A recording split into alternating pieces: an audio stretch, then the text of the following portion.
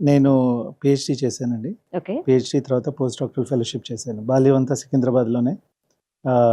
మారేడుపల్లిలో నేను పుట్టిన చోటే ఇప్పుడు కూడా అక్కడే ఉంటున్నాము.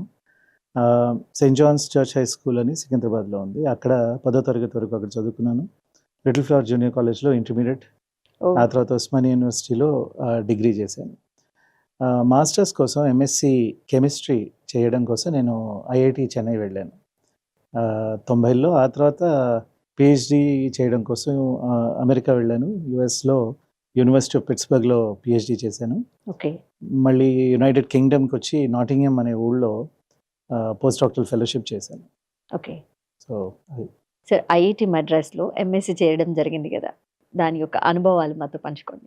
తప్పకుండా. బీఎస్సీ వరకు సికింద్రాబాద్‌లోనే ఉంటూ కాలేజీ ఇదంతా కూడా సికింద్రాబాద్‌లోనే జరగటం వల్ల పెద్దగా సికింద్రాబాద్ వదిలి వెళ్ళిన ఇది లేదు.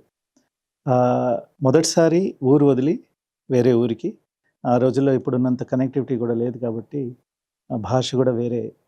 ఐఐటీలో ఎక్కువ ఇంగ్లీష్ మాట్లాడినా కూడా తమిళం అంటూ బాగా ఉండేది కాబట్టి అదంతా ఒక కొత్త లోకంలోకి వెళ్ళినట్టు ఆ రోజుల్లో. ఓకే. మొదటిసారి ఓరియంటేషన్ జరిగినప్పుడు ఆహ్, ఆ ప్రపంచంలో వెళ్ళంగానే అర్థమైంది. ఓహో! మనం ఏదో ఒక పెద్ద చోటుకొచ్చాం. ఓకే. ఇక్కడి నుంచి ఏదో సాధించాలి. ఏదో తీసుకొని వెళ్ళాలి ఇక్కడి నుంచి. ఆ ఫీలింగ్ అయితే డెఫినెట్‌గా ఉందండి. ఓకే. ఆహ్, ఎంఎస్‌సి 2 ఏళ్ళు ఆర్గానిక్ కెమిస్ట్రీలో నేను స్పెషలైజ్ చేశాను. ఓకే. అక్కడ నేర్పించిన విధానం, అక్కడ ఉన్న ఆ ఉపాధ్యాయులు, వాళ్ళు మాకు అర్థం చేయించిన విధానం అదంతా కూడా చెప్పాలంటే ఆ లెవెల్ నెక్స్ట్ లెవెల్‌కి తీసుకెళ్ళింది. ఓకే. ఒక సబ్జెక్ట్ మీద ఒక అవగాహన.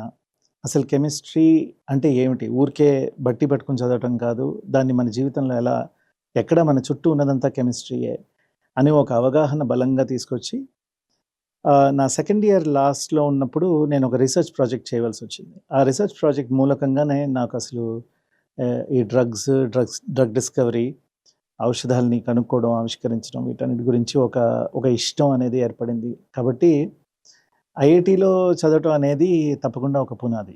ఓకే. ఒక బలమైన పునాది. ఓకే. సార్ స్వతహాగా మీకే ఆ ఇంట్రెస్ట్ వచ్చిందా? మీకెవరన్నా రోల్ మోడల్‌గా తీసుకున్నారా? నాకు పీహెచ్‌డీ గురించి ఆసక్తిని పుట్టించి, ఆ తర్వాత కెమిస్ట్రీలో ఉన్న బేసిక్స్ అన్నీ గూడా నన్ను బాగా చేయించి, దేశంలో అన్ని పోటీ పరీక్షలకు గూడా నన్ను అపియర్ అయ్యేటట్టు చేసి, నన్ను ఒక ఒక విధంగా ఆయన మలిచారు. ఆయన పేరు రవికుమార్ కొమరగిరి. ఆయన రెడ్డి కాలేజ్‌లో ఆయన ఆ రోజుల్లో ప్రొఫెసర్‌గా ఉండేవారు. వారి ఇంట్లో చాలా తక్కువ మందికి మంచి ఆసక్తి ఉండి, బాగా వీళ్ళని పదును పెడితే బాగా ముందుకొస్తారు అనేటువంటి ఒక బ్యాచ్ ఉండేవాళ్ళం మేము. యంగ్ ఫెలోస్ మమ్మల్ని పట్టుకొని ఆయన ఆహ్, తీర్చిదిద్దారనే చెప్పాలి. షైన్. సో, ఆయన స్ఫూర్తి, ఆయన ప్రేరణ.